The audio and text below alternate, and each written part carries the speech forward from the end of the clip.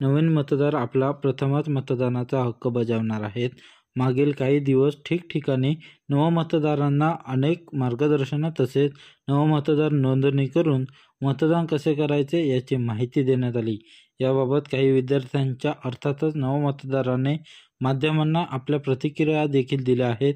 तर येणाऱ्या निवडणुकीत नवमतदार मतदान करण्यापूर्वी आपल्या प्रतिक्रिया व्यक्त करत आहेत. पाहूयात काय म्हणतात नवमतदार. नमस्कार, माझं नाव सिद्धी रामचंद्र पालव. मी Kankavli college Kankavli TYBSc last year मायक्रोबायोलॉजीमध्ये सध्या स्टडी करते. त्याच्यामध्ये नवीन मतदार आपण आपल्याला जेव्हा समज येते तेव्हा आपल्याला लक्षात येतं की मतदार असं काहीतरी असतं. आपले आई बाबा किंवा एकंदरीत ते वातावरणच वेगळं असतं, ज्याच्यामध्ये एक आपल्याला हवा तो प्रतिनिधी आपल्या गावाच्या शहराच्या विकासासाठी आपण तो प्रतिनिधी निवडत असतो. ते आपल्याला जेव्हा समज येते तेव्हा समजत जातं. त्याच्याचप्रमाणे जेव्हा आपलं एज्युकेशन सिस्टीम जेव्हा चालू होते तेव्हा आपल्या सिलेबसमध्ये पण ते इन्क्लूड केलं जातं की मतदार म्हणजे काय, कोणत्या कोणत्या पातळी असतात, कसं मतदान केलं पाहिजे. तर त्याच्यामुळे मला एक उत्सुकता होती की मतदान नेमकं कसं असतं, काय काय असतं.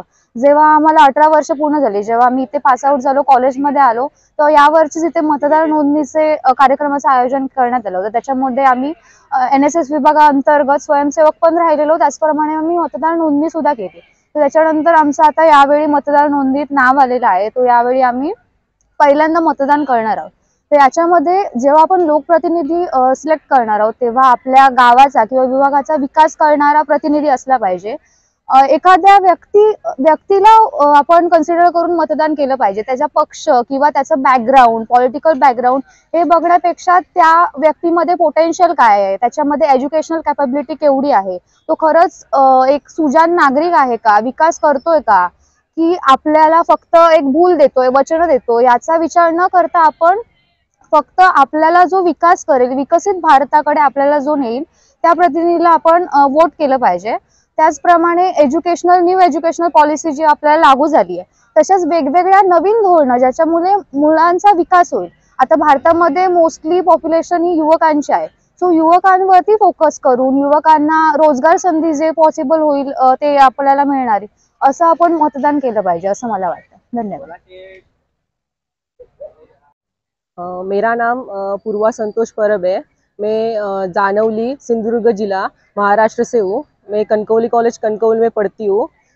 लास्ट ईयर BCom में अभी मैं पढ़ रही हूँ. अभी हम देख रहे हैं कि अभी मेरा फर्स्ट टाइम मैं वोट करने वाली हूँ. तो बहुत ज़्यादा एक्साइटमेंट है क्योंकि हम देख रहे थे, जब छोटे थे तब हम देख रहे थे कि हमारे घर वाले करते थे ये वोट वगैरह. तो अभी हम करने वाले, तो बहुत ज़्यादा एक्साइटमेंट है क्योंकि अभी हमको खुद को हमारा प्रतिनिधि चुनने का टाइम मिला है. तो हम कुछ ज़्यादा उससे होप्स रखते, क्योंकि अभी हम देख रहे हैं कि हमारे सिंधुदुर्ग जिले में जो पर्यटन है वो ज़्यादा फैल रहा है अभी, क्योंकि अभी उसका विकास हो रहा है. तो अभी हमें अच्छा प्रतिनिधि की जरूरत है, क्योंकि वो ही हमें अभी हमारे सिंधुदुर्ग जिले को आगे ले जा सकता है.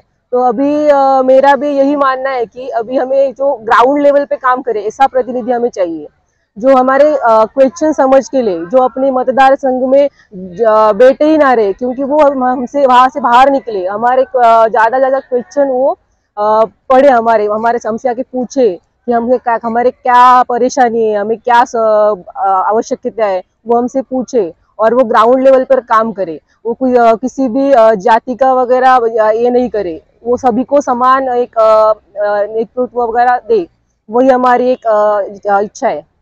Thank you so. नमस्कार, मी स्वरांजली मली. मी सेकंड इयर BSc आहे, मायक्रोबायोलॉजीमध्ये शिकते कणकवली कॉलेज. मला आपलं जे आता सध्या जे सरकार आहे, मोदी सरकार, त्यांनी बराच विकास केला आहे अशाच आणि नवनवीन योजना राबवल्या आहेत. पण बऱ्याच ठिकाणी असं झालंय की ते योजना लोकांपर्यंत पोहोचल्या नाही आहेत. तर मला असं वाटतं की आता जे सरकार आहे त्यांनी विकासासाठी वेगवेगळ्या ठिकाणी जाऊन सर्वे केला पाहिजे. किती जणांपर्यंत योजना पोहोचल्या आहेत, किती जणांना त्याचा लाभ झाला आहे हे बघितलं पाहिजे. त्याचप्रमाणे त्यांनी प्रत्येक जेवढे आपले सेक्टर्स आहेत त्याचा विचार केला पाहिजे. फक्त शेतकरी किंवा हे नाही, पण आणि अनेक अशी लोक आहेत जे खूप गरीब आहेत, ज्यांना मदतीची गरज असते. जसे की आपले ड्रायव्हर वगैरे असतात, त्यांना तेवढ्या योजनेचा लाभ होत नाही. तर ह्या गोष्टीवर पण विचार केला पाहिजे, तरच आपण विकसित भारतकडे पुढे जाऊ शकतो. नमस्कार, माझं नाव रेवा रविकांत राणे आणि मी कणकवली कॉलेजमध्ये TY BCom मध्ये शिकत आहे. मला आता मी पहिल्यांदा वोटिंग करणार आहे, त्यामुळे एक एक्साइटमेंट आहे. कारण याच्या आधी वोटिंग केली नव्हती, आता करणार. त्यामुळे कसं काय चालतं ते आपल्याला समजणार आणि एक मनासारखा नेता आपण निवडून देणार आहोत आणि देशाच्या विकासाला हातभार लावणार आहोत. त्यामुळे एक एक्साइटमेंट तर आहेच. परत स्थिर सरकार अतिशय महत्त्वाची भूमिका बजावते विकासासाठी. कारण एक नेता हा महत्त्वाचा असतो आपल्या सरकारासाठी. कारण नेता जो असतो निवडून आल्यानंतर तो योजना राबवतो किंवा काही तत्व असतात त्या पक्षांची ते राबवतात. तेव्हा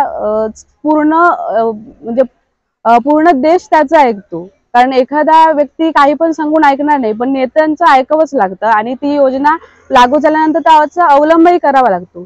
त्यामुळे परत अस्थिर असलं तर देशाचा विकास खुंटतो. त्यामुळे स्थिर सरकार अतिशय महत्त्वाचे आहे. नमस्कार, मेरा नाम ऐश्वर्या खड़गांवकर है। मैं कनकौली कॉलेज कनकौली की छात्रा हूँ। मैं पहली बार अपना लोकसभा में वोटिंग करने जा रही हूँ, तो हमारा सांसद कैसा हो उसके बारे में मैंने कुछ मुद्दे लिखे हैं जो मैं आज आपको बताने जा रही हूँ।